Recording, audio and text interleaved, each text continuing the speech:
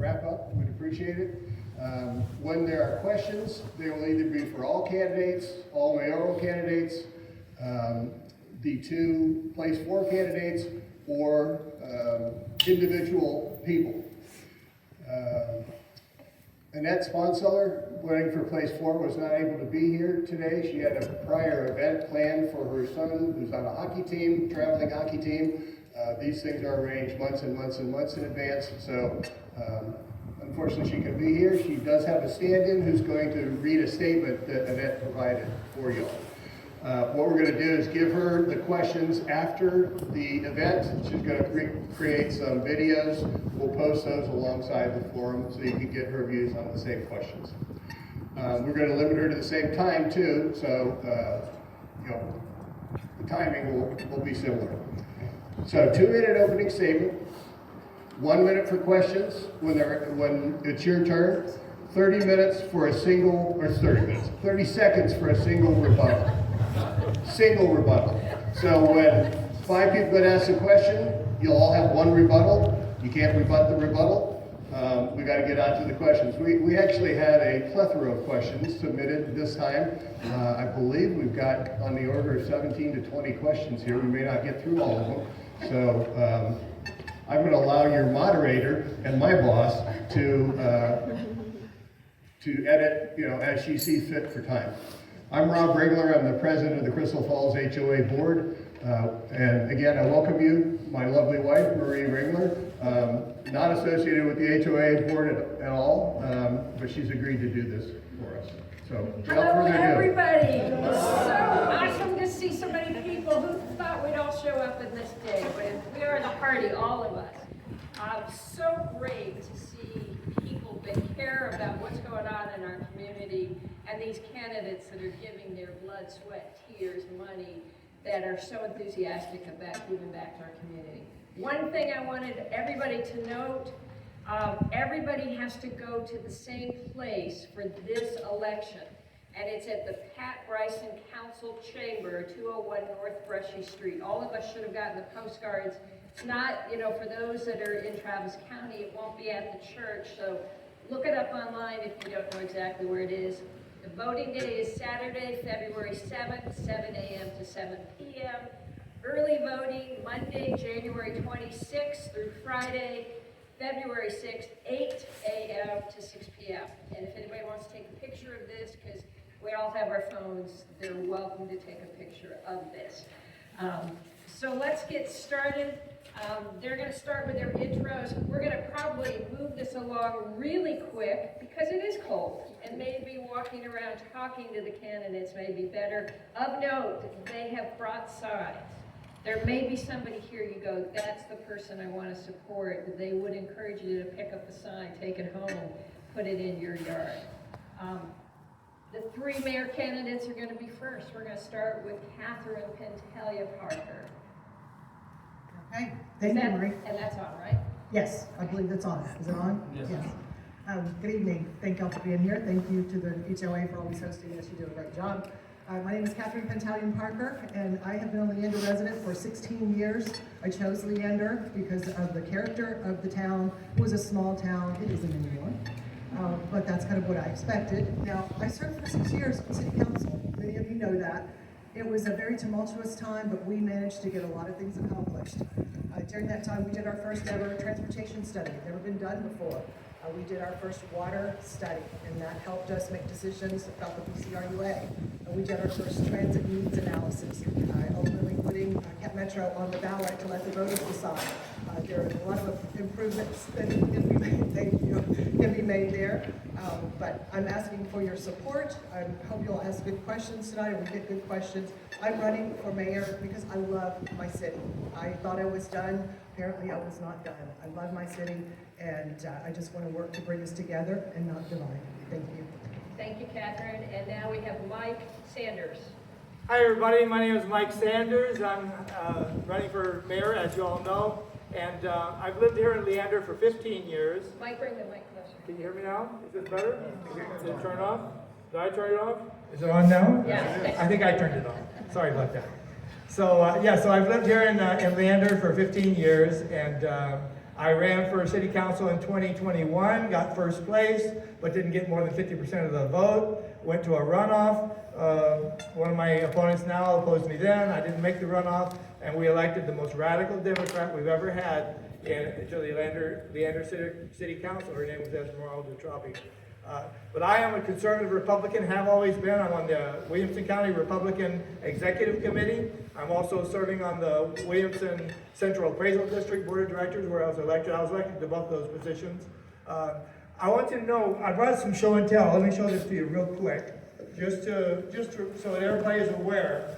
You remember recently in November, we had an election for Anna Yolande, right? Do you see what it says at the very bottom of this sign? It says political ad paid for by who? By Mike Sanders. I supported Anna Yolande in the November election. My opponents both opposed Anna Yolande, the conservative Republican running, who had been endorsed by the Williamson County Republican Party and the Travis County Republican Party. So both of my opponents opposed the person that conservative Republicans were supporting and voting for. So there's a big difference between the candidates here. I don't want to dwell on the differences. I want to dwell talk about more what I want to do for you. Our biggest problem is water, and our current city council has done little to nothing to fix the problem. We have water restrictions every year. They went and sunk us millions of dollars into debt to put in a deep water intake, which is not going to solve our water problems in any way. You can just throw that over there. Not going to solve our water problems in any way. We're still taking the same water from the same source and sending it to the same destination. It's not going to stop the water restrictions. Time up? Yep. Okay, thank you. And now we have Nicole Thompson, and it should still be on the test. Hello. Hey. Good afternoon. Thank y'all for spending a nice windy Saturday with us today. I'm Nicole Thompson. I am the Mayor Pro Tem for the City of Leander. That just kind of means Deputy Mayor. When Christine resigned, I stepped in and have been doing her job ever since October when she left. I'm currently on the ballot running for mayor and asking for your support on February 7th. I am excited about the trajectory of Leander. We have spent a lot of time over the last 5 years making things happen for our residents. We have improved our water systems. We have supported our police. We have supported our fire and civil service and helping them get that going. We have continued to try to bring primary employers. And when I'm out in the community talking to folks, those are the things that are important to them. They want to make sure we can have jobs here in our city. They want to make sure there are more entertainment options and restaurants. Some of the families that live here are looking forward to the day we have a rec center right here in our city. And I'm so excited about the senior center that I helped vote on to make sure that it got open. And it was opened last week with a soft opening. So that's very exciting. I'm sure some of you in this room were there and got to do a tour and walk through. So those are all the reasons that I joined City Council way back in 21, and the reason that I'm continuing to work and fight for Leander residents. So I hope you will consider supporting me on February 7th. Thank you. Thanks, Nicole. Can you count for me? So those are our three mayor candidates. We have two candidates running for place for city council. First one up is Andy Ice. Good afternoon, fellow Crystal Falls residents. I've lived here since 2019, moved to Leander when my job brought me here. Fell in love with this community right away. I had opportunities to leave, and I chose not to leave. One of the things I did to get involved was join the Economic Development Advisory Committee. I was advised by a mentor through the SCORE program. Hey, that's a way to give back to the city and kind of get a pulse of what the city needs. I've never had any political ambitions. I never thought I would actually be on city council. We'll see if that happens. So this wasn't something I planned on, but being involved in the city, trying to get back to the city, working on economic development things with the city, it kind of got eyes on me, right? And I think I did pretty good at that role. And I kept getting asked to run for city council. I said no 3 times. This last year, I just kind of got it in me that maybe if the opportunity came up again, it would be my time. So that's why I'm running right now. My background's engineering, went to Iowa State University. I'm from the Midwest. My wife and I both went to Iowa State University. I moved us all around the U.S. in the oil fields. I've been 20 years in the oil field. And when we landed here, it really is a special place. So I don't want to leave. And I want Leander to be amazing. I think there's a lot of great things happening right now. A lot of things are getting in place, some of the big infrastructure improvements, there's more to come. And I think on the economic development side, there's some really exciting things happening right now. So happy to be a part of it. I love the trajectory of the city. I want to be a part of that, continuing to go forward. Thank you. Thank you, Andy. And now representing Annette Sponseller, we have Matt Mitchell. I have some very shocking news to share with all of you. In fact, I'm glad most of you are all sitting down. I am not Annette Sponseller. She does not have as good of hair. I do have a quick statement here from her, and then just a quick word of my own, and then I'm going to leave and the forum will continue. So she says, "Good afternoon, everyone. I'm sorry I can't be with you. I'm in Salt Lake City serving as team manager for the 1800 AA Texas Junior Stars, a hockey team my youngest son plays on. This tournament was scheduled back in June. Flights and hotels in advance, months in advance. I oversee player safety, travel, and logistics as the safe sport adult. I'm often stationed at the penny box, part of the job. Thankfully, no major injuries and only one minor concussion so far. So she's got her hands full. Thank you for allowing Matt to stand in for me this afternoon. Feel free to reach out. I look forward to connecting soon." So that Matt would be me. I just want to share something real quick that I think is important to know about Annette. Just from my own personal direct experience with her. When I think of that experience with her, I'm reminded of that Ralph Waldo Emerson quote, "What you do speaks so loudly I can't hear what you're saying." So when the floods hit Sandy Creek, Annette was there on day one, boots on the ground, helping neighbors who had just lost everything. And anyone who's been through a tragedy or disaster knows this: it's not just the damage, it's the confusion, the fear, and the exhaustion. People just don't need supplies and resources. They need advocates. They need someone who can provide direction, connect resources, and help them take the next step forward. She did all that. She organized hot meals for over 50 families for 3 weeks. Every single day I witnessed it with my own eyes. She built trust with families to encourage them to seek help. She advocated for people who didn't have a voice to give them the resources they needed. Annette didn't just volunteer, I volunteered. She found solutions. She met people where they were, listened carefully, and helped create practical plans that made the response more effective. She brought people together, helped organize support, and worked to make sure families weren't falling through the cracks, and she did that for 5 weeks straight, showing up every day, not just for recognition, not because she couldn't stand the idea of not being anyone being left alone. Again, she didn't just volunteer, she led. That's the Annette I saw. Consistent, grounded, and focused on outcomes. So I encourage you all to read more about her. She's going to post a video with the answers to these questions on facebook.com, Annette4 Leander, the number 4. That's her Facebook, and she'll put a video up later. Thank you. Thank you, Matt. Normally at these events, and I look out, people start spreading out. Because it's so cold, what I see is people getting close to each other. And that's what our community's trying to do, come a little bit closer. My husband's looking down. No, I actually wanted to interject that we're going to have Annette answer with the same time limitations as you all have, as candidates with the same single rebuttal for the questions. So look forward to that, and her answers will be on her website. Our video will be on the Crystal Falls website. So you may want to watch our video before you watch her video, because there won't be any context for the questions. First question, if Leander had a budget big enough to do anything you wanted, what would be your top priority? Who wants to be first? Go for it, Nicole. Yep. Sorry. Yeah, that's okay. Yeah, if we had an unlimited budget in the city of Leander, what I would love to see is us improve our traffic flow east and west. We have had a lot of conversation about moving traffic north and south. Most of the transportation options you see are north and south, but with a end population over 200,000, we really need to be talking about how do we move people east and west. Another thing that I would like to see in that same vein of moving people east and west is when we have our pickup service, for example, and we're trying to expand that, to make sure that we are moving people to locations they want to be at.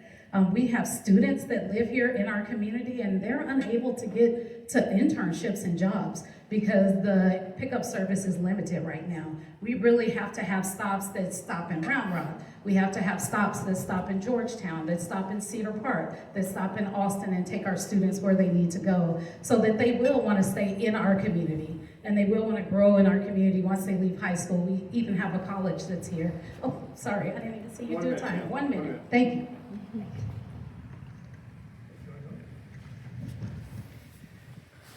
Well, the number one thing on my push card, when you read it, says improve transportation. So very similar. We definitely need to improve our transportation here. The other thing is our parks. I think if we had endless funds, improving our parks would be phenomenal. I know in other cities that don't grow as fast as ours, or they've been established for a long time, landowners will donate land for parks, and that just doesn't happen here because landowners are offered a lot of money to develop that property and they're not donating. So that's kind of what happens here. So I would improve the park system. Thank you. Without a doubt, the most important issue in Leander is water.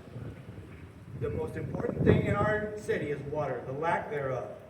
If we had unlimited amount of funds to fix anything we want in Leander, I would bring a pipeline from Lake Buchanan or Lake Belton. I would bring an alternate source of water to our city so that we're not stuck with a single source.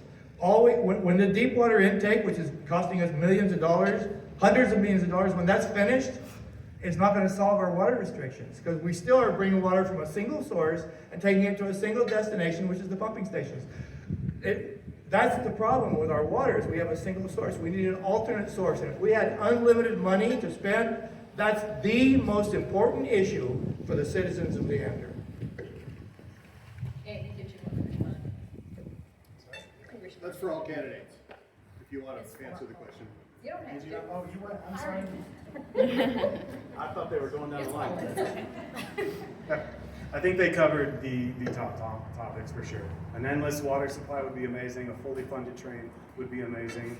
Endless parks, I guess, green spaces everywhere you want it. Free golf.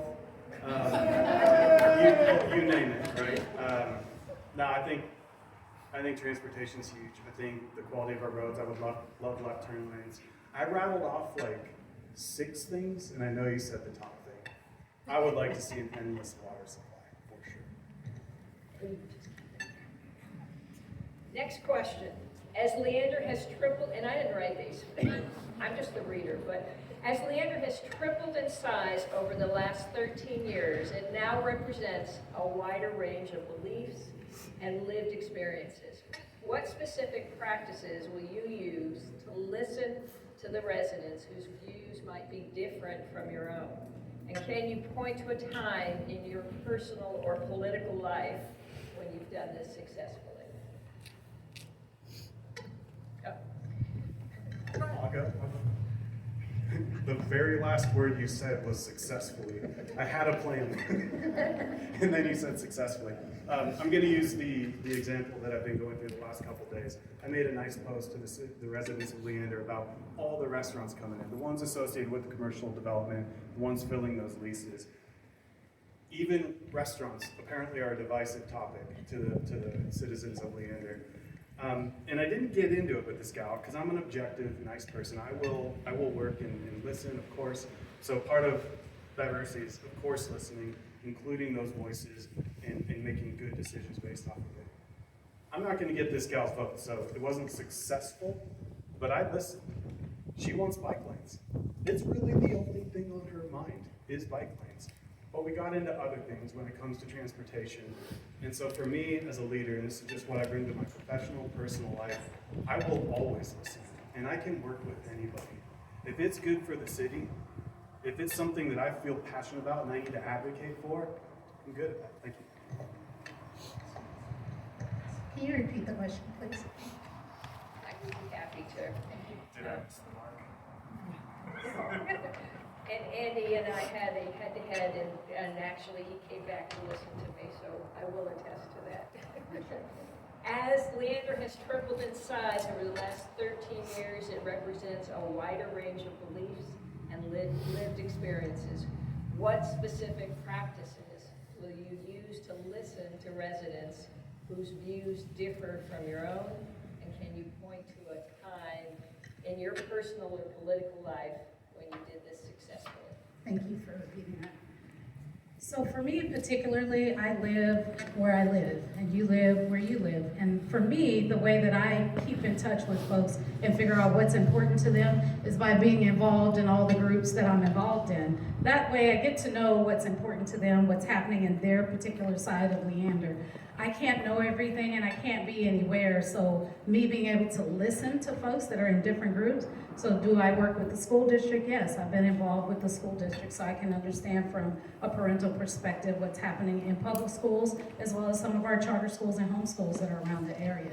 Am I involved in church? I am. I'm involved in church, so I understand some of the dynamics that are happening locally within our church program. Am I involved in other parks and rec? I am. I'm the liaison on the Public Arts and Culture Commission. I'm also the liaison for the Historical Preservation Commission. So I can understand what's important to those folks when I get to meet with them every single month. And for me, I'm also regionally involved. So I'm on the BCRUA, which is our water board. I'm also on CAMPO, which handles transportation for Central Texas. And I'm also on CAPCOG. So that's the way that I stay involved and stay engaged. I get to be in these different rooms and listen to concerns that are coming up and then make suggestions of what we need to do.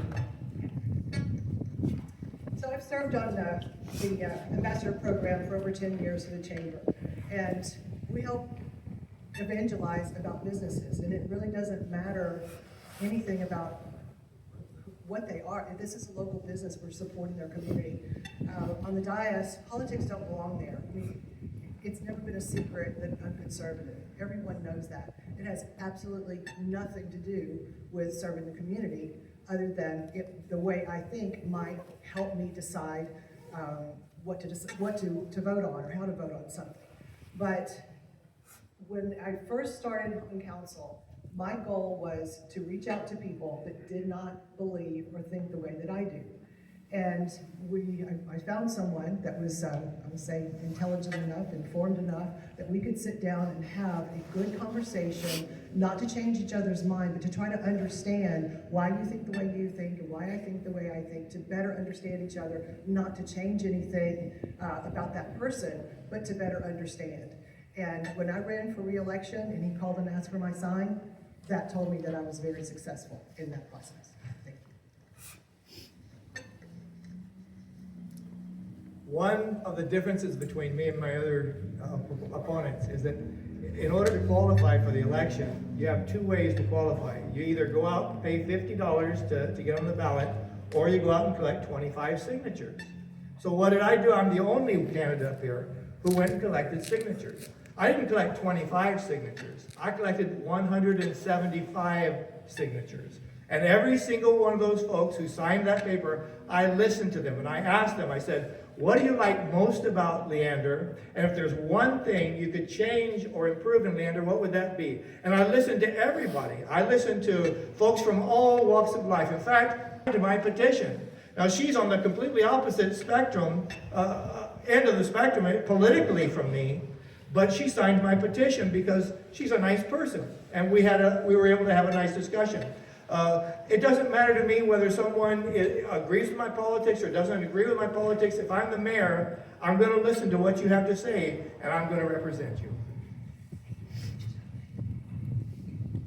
Next question. At the City Council workshop held June 25th, 2025, there was a $750 million bond that was discussed.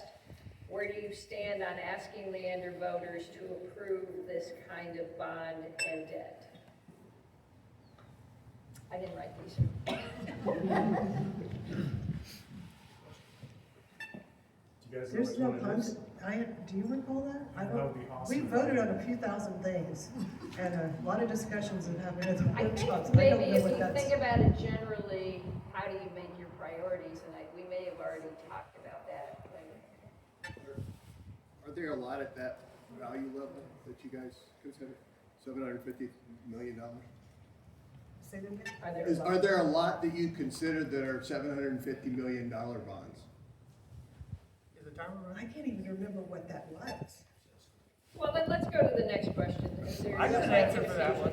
You do? I do. All right, pass it to Mike. Wait, he'll give us. I'll be glad to give you that. I am the only one standing here before you who has never, ever voted to issue bonds in Leander without your permission, and nor would I ever. Both of my opponents for mayor have voted to issue hundreds of millions of dollars in bonds without your approval. For example, the deep water intake, $150 million in just the principal amount of that bond issue without your voice, plus all the probably $150 or more million in interest on that loan. Just this last week, one of my opponents was saying she was in agreement with building a bridge across Crystal Falls. She said she liked the idea. Every single person on the city council said they liked the idea of sinking us $60 million in debt. That's just the principal, plus another $60 million in interest to build a silly bridge across Crystal Falls that the cargo train carrying thousands of tons of gravel is not going to possibly be able to go over. It's just a ridiculous idea. So I will never issue bonds. I will never put a lien against your property without your permission. So this is my rebuttal. Or no, your original answer. Okay. So basically, last week, an application was submitted for our city council, and it was brought to us by TxDOT to say, we have approved you to apply for a grant. And what the city council voted on was an approval to go ahead and submit that application for a grant. We did not approve the project. We did not say we support the project completely. We gave our staff permission to submit an application for a grant with TxDOT to do rail grade separation. If that application is approved among all the Houston, Dallas, San Antonio, all the big cities that are submitting an application and were approved, then it will be brought back to council to consider all of the ramifications of accepting that grant. At that time, we'll decide if it's even worth it for us to do. That decision has not been made yet, so that statement is not true. Rebuttal. Thank you. Well, first Kathryn, and then we'll do a rebuttal. So I actually did a video that said pretty much everything that Nicole just said. Everything she said is true. That was not even a vote. That was a hypothetical. If we can do this, there was a lot of ifs involved. So the whole question is not even a specific question. It's just a generalization of bonds. When you have a city that is quadrupled in size in 15, 16 years, you've got 11% growth, up to 16% growth 1 year. You cannot fund the city without debt. That is just, it's just a basic thing that you do. So I'm not sure how this, I'm really trying not to talk about my opponent, and I've done a pretty good job of it. But, oh good, thank you. You saved me. One rebuttal, Mike. Only one rebuttal. I haven't given my rebuttal yet. Right. I hope you're with me. Not against me. So it was just told to you all what I said was not true. You can watch the video yourself. Every single member of the city council said, we like this idea. They discussed issuing $60 million in bonds. They didn't vote on it, but they discussed it, and every single one of them said, I like this idea. And in fact, when one of them actually said, oh, the payments will only be $2 million a year for 30 years, and the city manager answered, no, it'll be $3.8 million, because there's interest on the loan. $3.8 million per year for 30 years just to build that silly bridge. Imagine what we could do in Leander with $3.8 million a year for 30 years. Imagine all the roads we could fix. Time. Next question. What will you do about expanding the business tax base for Leander? All we see are apartments, while Cedar Park is building a convention center and attracting many restaurants and businesses. It goes back to what you said, Andy, that even if you bring up restaurants, you can have people come back to you. So, but if you have an idea about how to attract businesses. Okay, so this is a statement that stands true. If we do nothing, we will grow. If we do absolutely nothing, we will grow. Development will come here, businesses will come here. If we are diligent and mindful, we will grow well. Council does not bring businesses, council and mayor enable a process in which development and businesses can happen. So improving that development process is something that we have accomplished. Again, same things here when we moved here, but there's been so much growth. What we have is a phenomenal economic development department, and if someone came to them and said, I really want to bring a business to you, and I have 1,000 jobs that I can offer, fantastic, go talk to our economic development department. That is what they do. That's what they're paid to do. And what council does is vote to approve or change ordinances or zoning to help that happen. So we are much more business friendly. We've got a reputation for not being business friendly. We are business friendly, and the businesses here show that. We've got to get better at making it simpler and simplify that process, which I say we have made tremendous improvements in that. Thank you. Andy, did you want to talk? I saw you. Sure, real quick on the bond thing. There are going to be, because I've never run before, I've never served on city council before, there are going to be things that are sort of new to me. What I can commit to as a city council person, also just as an engineer and kind of a nerd, I will dig into these issues. I will understand them. I will make sure I listen, gather all the input, and make informed decisions. So I commit to that. When it comes to economic development, I'll echo what Kathryn said. You need to hire the right people in for that role. That is their job, to make Leander an attractive place, to work with those developers, attract developers that are going to spread out our tax base. If we don't bring in large employers, we don't have a strong workforce that keeps our restaurants busy, these will be challenges. So we just need to be an attractive place with good streamlined processes. Again, thinking project management, thinking engineering. If we are inefficient in how we do business, it makes it really tough for our developers to come in and work with us. Same thing goes for small businesses. We need to retain them, we need to nurture them, we need to support them as patrons in the businesses. All of these things will make us a healthy city from an economic development standpoint and a tax base.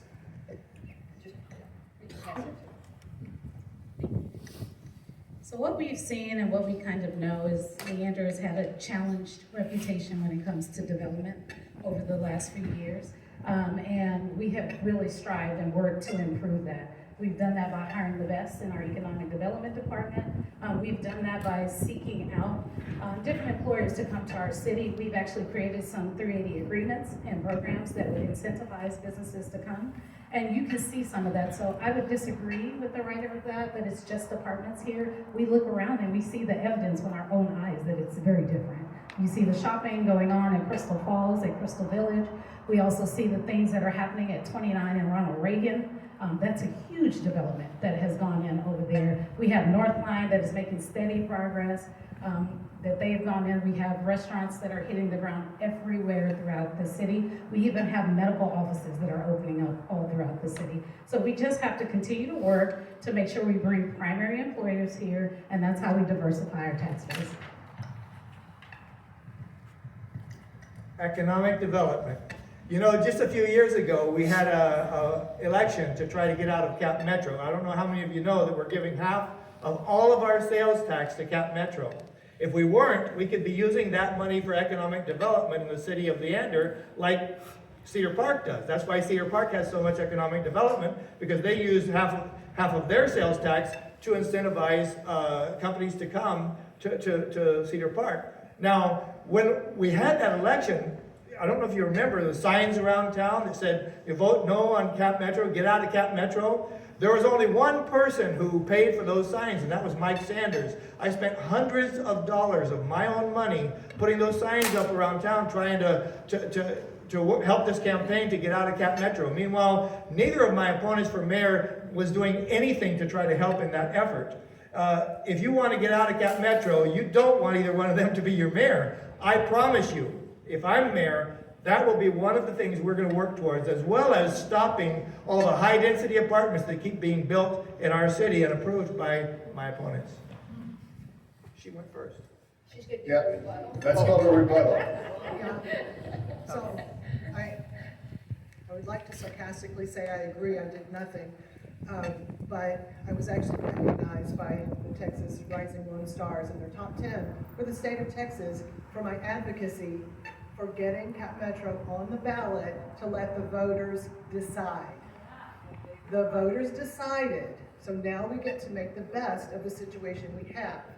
Fortunately, Cap Metro gives us part of the overpayment back to the city through an ILA that was approved in 2022, the same year that we put it on the ballot. So we can use that toward transportation projects. Thank you. Thank you, Kathryn. I just have a point of correction. When we talk about Cedar Park and them incentivizing businesses, it's not actually true. You can reach out to their mayor, you can reach out to their council. Very few of the businesses that have actually come in have had to be incentivized. They have chosen Cedar Park for other reasons, and because of that, they have more money in their pocket to use. We have Capital Metro. Voters voted for that, and they've done it 3 times. I was actually one that voted to put it on the ballot in 2022 and allow voters to decide what they wanted to do, and 3 different times it has won by 60 to 40%, 60% voting for it. For the second time, you were told that I was not telling the truth. But you can look up for yourself on the internet, Cedar Park Economic Development Corporation, and you will see where their 1% sales tax is going instead of Cap Metro, and how they're using that money to incentivize companies in Cedar Park and to help their city grow. You can keep listening to someone who's saying that I'm not telling the truth, or you can go do your own research and see that I am telling the truth. Okay, next question. This is just for the mayor candidate. Sorry, Andy, we're leaving you out of this. U.S. News and World Report ranked Leander number 8 in the United States and number 3 in Texas for best places to live, 2025 to 2026. Consumer Affairs ranked it number 5, best Texas city to move to in 2025. As mayor, how will you work to manage the growth that is aligned with Leander's infrastructure? So balancing the infrastructure is always a challenge, and it requires a lot of sometimes third-party studies, third-party analysis to make determinations and make recommendations to us. I think we've done a pretty good job with what we have. As far as the balance, we've implemented resolutions where there's water, or there was something else that we did where we're doing phasing, and that helps our water catch up and the infrastructure catch up, as opposed to burdening the infrastructure that we can't keep up with. So I think just keeping the what am I trying to say? Sorry. The recommendations that we have, when we do that research, recommendations are come to us that this is the way to balance that infrastructure with the growth, and that's what we have to work with. The data does not lie. That's what we've learned. The data does not lie. Okay, so we're talking, one more time, repeat the question. Leander's an awesome place to live. Okay, got it, okay. How do we Okay, manage so growth? here's the thing, folks. Before approving huge new developments, you have to first put in the infrastructure. If you look at San Gabriel, you've got a 1 lane each direction feeding all these new neighborhoods that have been built within the last few years without having the roads put in to service those neighborhoods, to provide traffic, ability for traffic to come in and out. If you drive on San Gabriel near 183, you'll see how terrible the traffic is. Same thing right here on Lakeline. If you go Lakeline to Hero Way, that last stretch is just 1 lane each direction. And we've got the whole neighborhoods that have been built out there without building the infrastructure to support those neighborhoods. That is the craziest way to build a city. That's not the right way to build a city. You have to require developers to put money into infrastructure if you're going to give them the permission to build huge developments in your city. Mike, Kathryn wants to respond. Nicole, was your hand up earlier? No. Okay. I thought you said rebuttals were after everybody spoke. Well, yeah, but nobody else No. has their hand up. So I'm not sure exactly what he just said. It sounded like 2 different things. So the developers are required to put in some infrastructure. But if the city is paying for that, one thing you do not want to do is approve development and rezone something and then put in infrastructure, and then the development never happens. You've got money tied up in sidewalks, you've got money tied up in roads, you've got money tied up in pipes that had to be added to the ground where a pasture was, and then the development doesn't happen. So there is a process in place where that pays for itself as it goes. Next question. Okay, emergency management requires more than just a plan on a shelf. It requires funding and regular testing. What is your strategy for partnering with Williamson and Travis counties to secure more disaster resilient grants? How will you improve our local community for the emergency response teams to empower Leander citizens during the first 48 hours of a natural or man-made crisis? You want to do the conspiracies?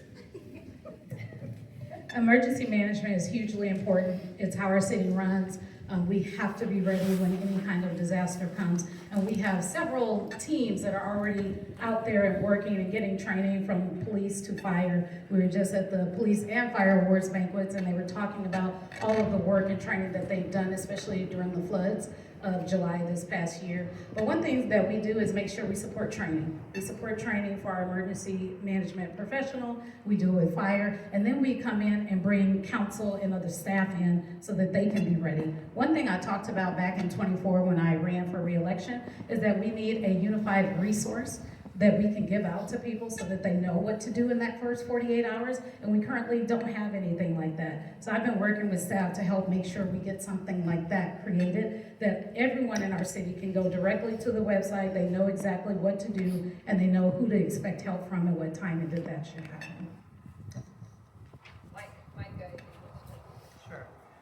We don't have to look very far back in the past to see our failure with emergency management.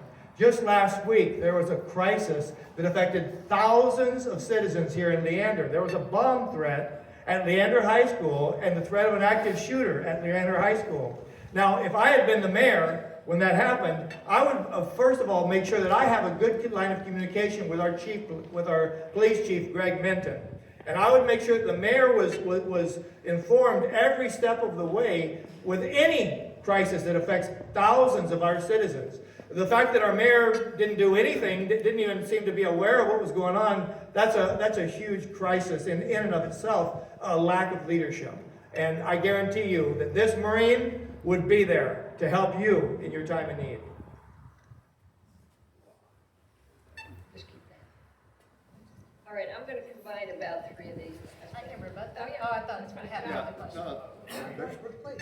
You can rebut. Rebuttal. Yeah, Yeah, there's thank 30 you. second rebuttal, yeah. Okay, thank you. I was gonna say, we did have a bomb threat last week. I'm not sure where the conversation that the mayor's office wasn't aware. We were very aware from the moment that it happened. We were working with the police chief. And actually, Leander ISD now has their own police department, whereas Leander PD used to provide those services. The school district has their own, and because they weren't as confident in their ability, they called in Leander PD to work on it. We also called in Cedar Park Bomb Squad to help. So we were all coordinated, we were all working together. Information went out to our residents, information went out to parents. People were aware of what was going on. Oh, you can keep that. Oh, okay. Okay. Don't shoot me, Rob, but I'm going to combine them. Oh, you want to add something, Andy? Are we still on mayor? Yeah. You can, If if you we're want still to add on mayor, I don't. you can add whatever. Okay. Sorry, I don't even know if we're on a rebuttal or emergency management. So I do think the events that happened this July were tragic and it was horrible and it identified a lot of shortcomings in terms of how things are communicated and the response. There's a lot of potential disasters here. Fire, flood, there's a number of even cybersecurity, things like that. For these things, to mitigate these things as they're happening, one, pre-planning, having procedures in place. Who do you call? When do you call? Is it within Leander or is it outside of Leander? These are different scenarios. There's the county, city, also the state. These are resources you can activate. So you just gotta know who to call, when to call, have those cell phone numbers available. And then if we have a shortcoming like Sandy Creek, and I know that was a mess, that should be an immediate audit of, okay, what if that would have happened in our city? Are we ready for that? I think there's an opportunity there to make sure our emergency management procedures are in place and that we know how would we react to every single potential disaster that's in our face. Okay, I'm going to combine a couple of these because I think getting and talking and moving this along is important. In today's world, DEI initiatives have been asked to be removed from the schools, from businesses. For a while, we saw that as part of all of our initiatives. And so there's several questions here about DEI initiatives, about LGBTQ community, what we're doing to support it. I think the question that talked about we are a diverse community, maybe we talk about how do we support some of the communities that are different than us, if anybody would like to address that, particularly as initiatives have been removed.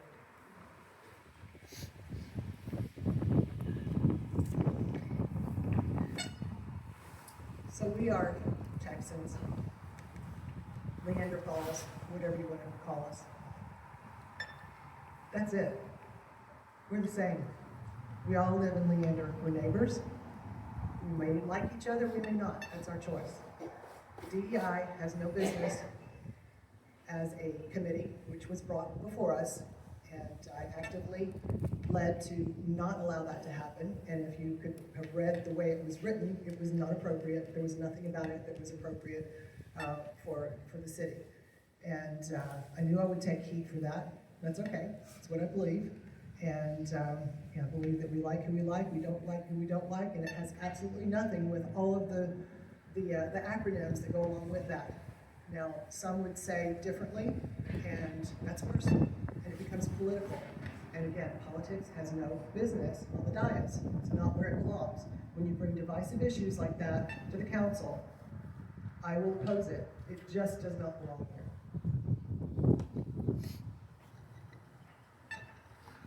DEI, division, inequity, and exclusion. That's what DEI is. What's that? Inequity starts with I. It's changing. Okay, I'm changing it. He's changing it, he purposely. I'm telling you what it really is. DEI is an attempt to divide us, to exclude Christians normally, and to try to create division between races. To try to say one race is superior to another race, and the other race that's inferior needs to be lifted up because they're inferior. That's just absolutely absurd. We were all created by the same God. He gave some of us white skin, He gave some of us black skin, He gave some of us brown skin. He's the creator, and we are all equal in His sight. None of us is superior to another one, and the idea that we would go around telling children, you're inferior because of the color of your skin, that is just absolutely absurd. We should not be doing that to children. We should not be doing that to our city employees. We should not be doing that. We should treat all men, all women as equal. That's my opinion. When we talk about DEI, when I hear that term, you really can't describe what your opinion is of it unless you have the foundation of the person asking the question. People have so many things that have been attributed to that are not foundationally true of how that whole situation came to be. But at the end of the day, as mayor, you represent everyone. You should. That should be your goal.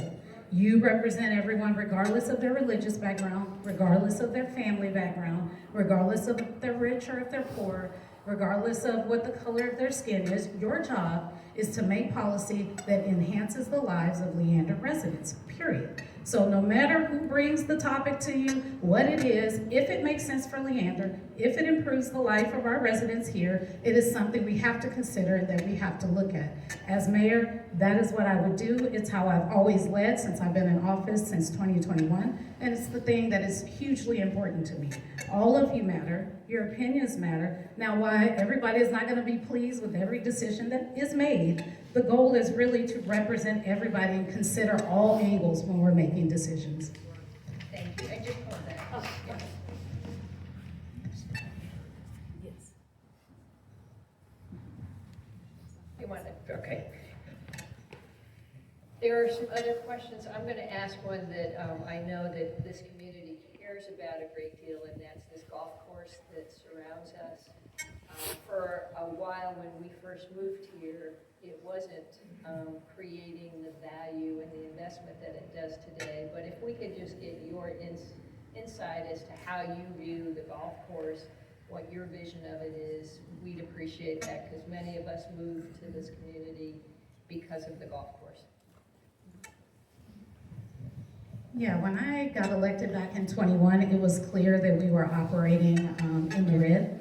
and that was an issue. We actually hired new staff, got plans in place, and we are operating in the black. And part of the reason that is we've improved services out here. We had a new restaurant that came in that's enticing more people to come out, but also a partner with the school district, making sure that those golf teams can come out and expose young golfers to our course. And we've even had talks about expanding it for other play and other tournaments to come into the city to make sure that people are aware that we have this beautiful gem right here in our city, and it will continue to produce revenue for the city. Yeah, so the golf course, one of my favorite places. Didn't move here because of it, but I sure love that it's here. I didn't play golf when I moved here, but I learned, thanks Kitty, she made me play golf and I really learned to love it. So yes, the golf course is in the black, and that is pretty phenomenal.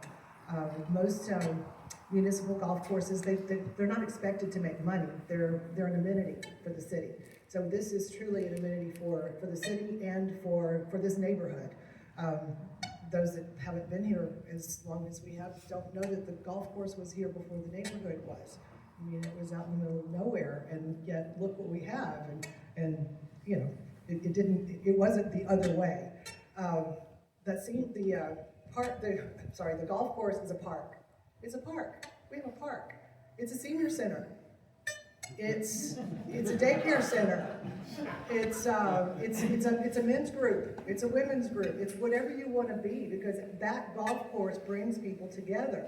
Now, it may divide occasionally, but if you don't keep score, it's the best way to bring people together on that golf course. Just throw away the little pencil and everybody gets along. Pass that to Mike, please.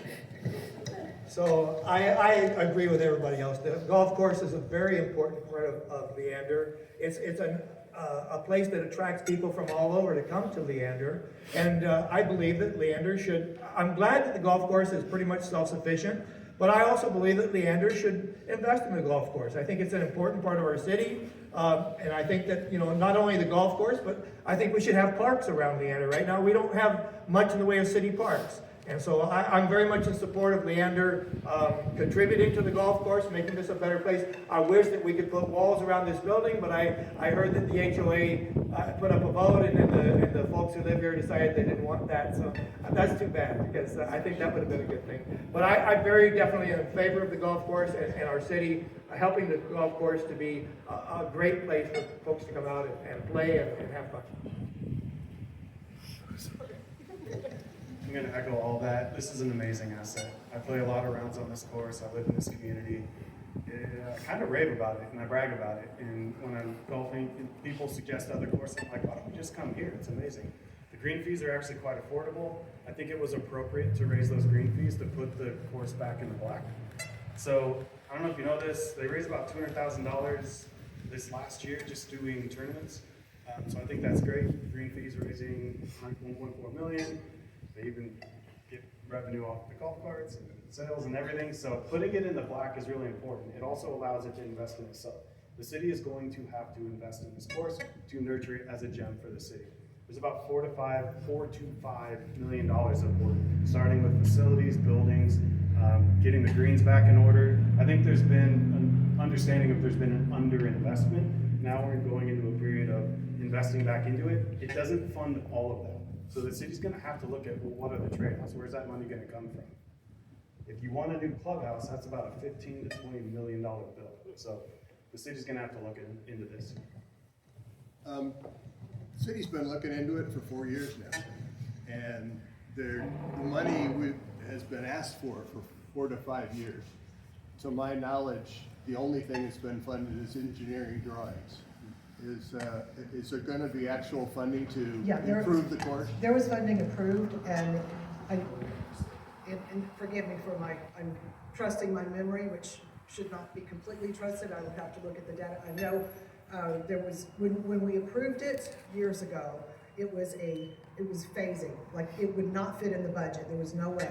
Knowing that there's a long-term plan and it can't be done all at one time, that there was a design phase. It is being designed, and I think Larry said it was, Larry's the manager. I believe that is, the design has been completed. It's not completed? It's been funded.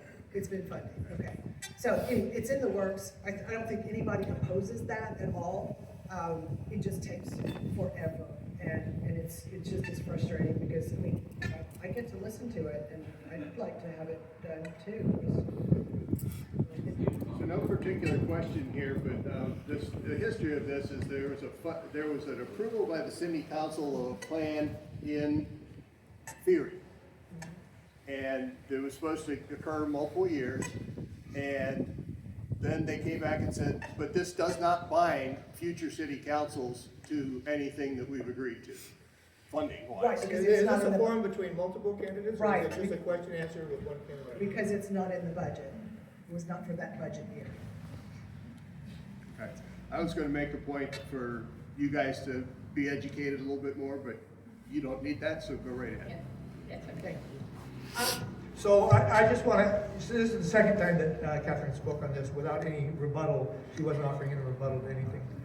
So anyway, There was only one time, sir. no, she spoke the first time and then she spoke again. So one thing that I want everyone here to recognize, there's a number of different issues that we differ on, the mayoral candidates. One of the issues is property taxes, and we haven't even spoken about that. But I want you to know this, How does that that Sir, how Mike does that relate to the Sanders golf course? will work to get your property taxes decreased. How does that relate to the golf course and the question asked, sir? Guys? I'll tell you how it relates. Okay, the money. Classic Sanders. This is classic Sanders. Guys? Hey, guys, it is cold and we are getting a little bit riled up, and this is a friendly community. Here's what I propose. It's freezing. We need to talk to people. We need to move a little bit. We need to thank these people for investing their time, money. And also the HOA for organizing this, for bringing us together. Say hello to your neighbors. Let's call this off and just mingle, meet people, talk to people one-on-one. Thank you for being here, everybody.